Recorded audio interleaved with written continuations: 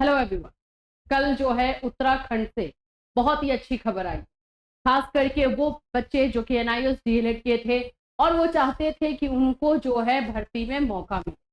ठीक है, लेकिन क्वेश्चन जो है उत्तराखंड में लगातार यही बना हुआ है कि क्या पेटिशनर को मौका मिलेगा, जो जो लोग गए हैं उनको, या सभी को मौका मिलेगा।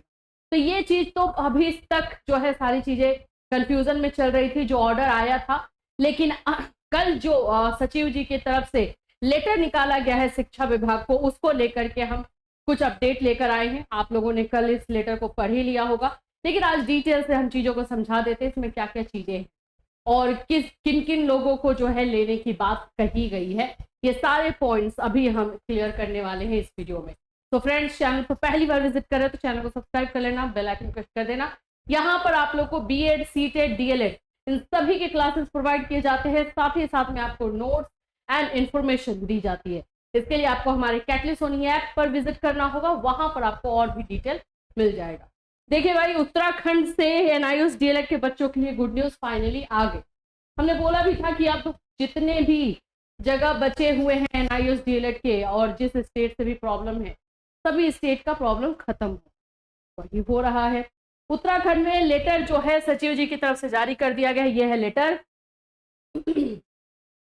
देखिए, रविनाथ रावण, सचिव उत्तराखंड शासन, और इन्होंने जो है शिक्षा विभाग को, प्रारंभिक शिक्षा को निदेशक को ये लेटर लिख दिया है, जिसमें कि हमारे जो डिसीजन आया है सुप्रीम कोर्ट का, और 10/12/2024 का डिसीजन का भी जिक्र है, और साथ साथ में जो 2025 में जो मार्च में डिसीजन आया उसका भी जिक्र किया गया है, और क्लियरली डायरेक्शन दिया गया है कि आप इसको जल्द से जल्द लागू करें। विद इन 3 मंथ इन चीजों को लागू करना है।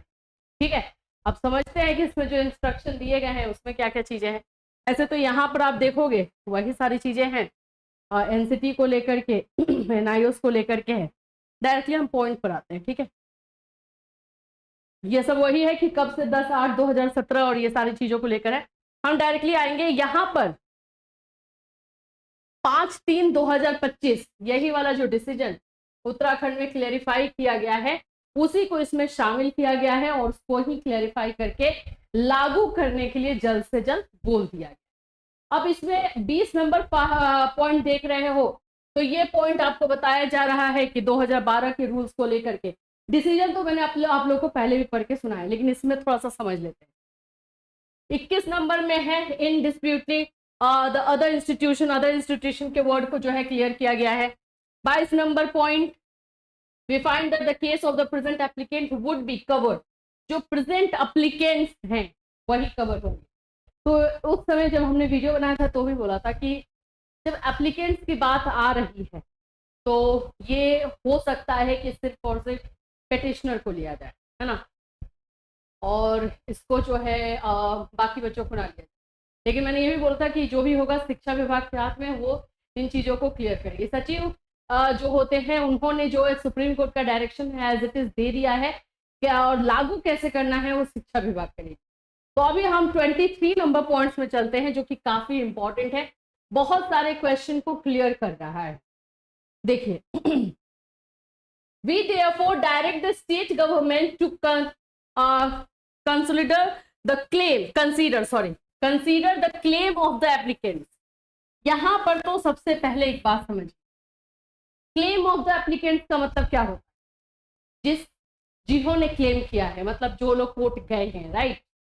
अगर मैं घर में बैठी हूँ और मैं सोच रही हूँ कि एनआईओएस डीएलएड वैलिड हो जाए और मुझे भी मौका मिल जाए तो सही है, सही रहेगा। तो ये एक चीज हो जाती है कि इसको भी मेरा भी क्लेम मान लिया जाएगा। होगा क्या ऐसा?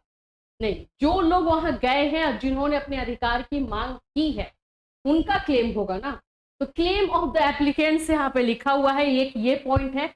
In accordance with the clarification dated 10 December 2024 and if the applicants are found to be eligible to appoint them in accordance with law, the same shall be done within a period of 3 months।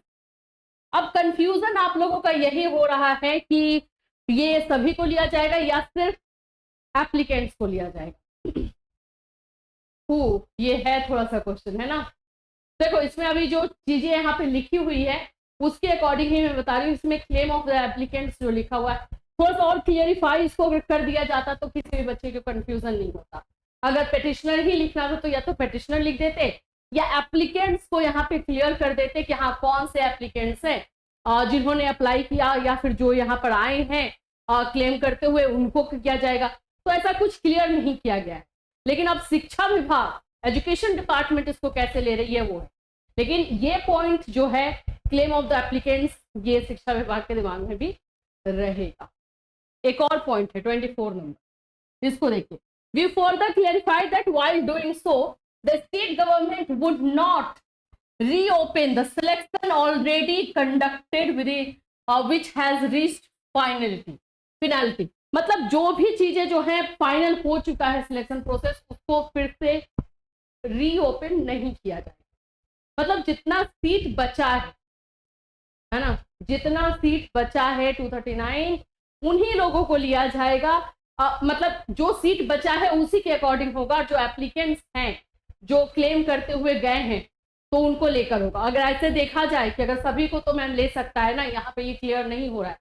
तो देखो 1900 something students हैं, seat उतना उनके पास है नहीं। तो अगर मान लेते हैं कि वो यहाँ पर इस बात को लेते हैं कि हम सभी को लेंगे तो सीट जितना है उन्हीं को बस इंक्लूड किया जा सकेगा, बाकी नहीं। तो कहीं ना कहीं ये चीजें जो है एक और मुद्दा क्रिएट कर सकती है। तो और यहाँ पे क्लेम ऑफ एप्लीकेंट्स के बेस पे चले जाए, इस वर्ड के बेस पे चले जाते हैं तो क्लियर है कि हाँ भाई सुप्रीम कोर्ट ने ऑर्डर दिया 239 को लेने को, वो लोग एप्लीकेंट्स थे उनको ले लिया गया है।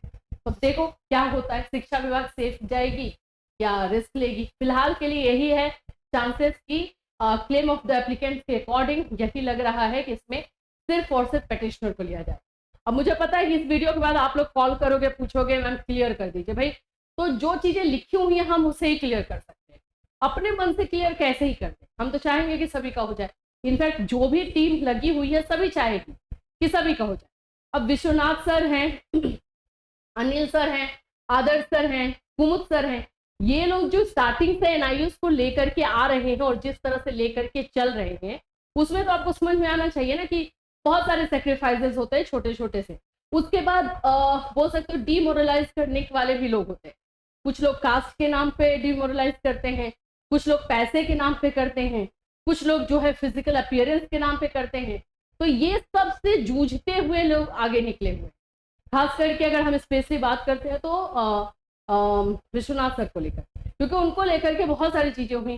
कास्ट को लेकर उनके क्वेश्चन भी उठाया गया है और भी बहुत सारी चीजें, हम उसमें नहीं जाना चाहेंगे, लेकिन ये गलत था। लेकिन फिर भी इन लोगों ने लगे रहे और फाइनली जो है जीत आपको मिली है। ये सिर्फ उनकी जीत नहीं है ना, एनआईएस डीएलएड जितने भी बच्चे हैं सबकी जीत। आखिर में जो आप लोगों को मान नहीं करवाया गया वही लोग तो करवाए। तो ये चीज ना दिमाग में हमेशा रखनी चाहिए। कभी भी कोई आपकी मदद करता है या आपको उस जगह से निकाल कर आता है जहां आपकी सारी उम्मीदें खत्म हो जाती है, उस चीज को कभी नहीं भूलना चाहिए। इवन मरते दम तक नहीं भूलना चाहिए, चाहे कुछ भी हो। तो इसको अपने दिमाग में रखिएगा। तो जितना ज्यादा दूसरों के प्रति आप ग्रेटिट्यूड दिखाओगे उतना ज्यादा सक्सेस करोगे। तो फिलहाल के लिए यही है। और एक दो पॉइंट्स और हैं जिसको हम दिखा देते हैं। The application is accordingly dispose, अब डिस्पोज कर दिया गया है और फाइनली यहाँ पर सभी चीजों के बारे में बात हुई है। तो यही जो है चीजें निकल कर आई हैं उत्तराखंड से। और जो क्वेश्चन बार बार अराइज हो रहा है कि इसमें सिर्फ और सिर्फ पेटिशनर को लिया जाएगा या किसी और को लिया जाएगा, ये शिक्षा विभाग के हाथ में है। सचिव का काम वही है कि जो सुप्रीम कोर्ट ने कहा है एज इट इज उन्होंने कोट कर दिया है। शिक्षा विभाग इसको सेफ खेलेगी या फिर रिस्क लेगी, ये शिक्षा विभाग पर है। तो जैसे ही आप अपडेट आएगा वैसे मैं आप लोगों को बिल्कुल बताऊंगी और सारे इन्फॉर्मेशन आपको दिया जाएगा। और साथ ही साथ में अभी फिलहाल के लिए जो भी मैंने आपको अपडेट दिया है अकॉर्डिंग टू जो चीजें यहाँ लिखी हुई हैं, जो समझदार हैं, जो समझते हैं चीजों को, वो भी ये सब चीजों को जान रहे हैं कि इसमें क्या लिखा हुआ है। ठीक है, इससे रिलेटेड कोई और अपडेट आपको इसी चैनल के माध्यम से इन्फॉर्म किया जाएगा। Till then take care.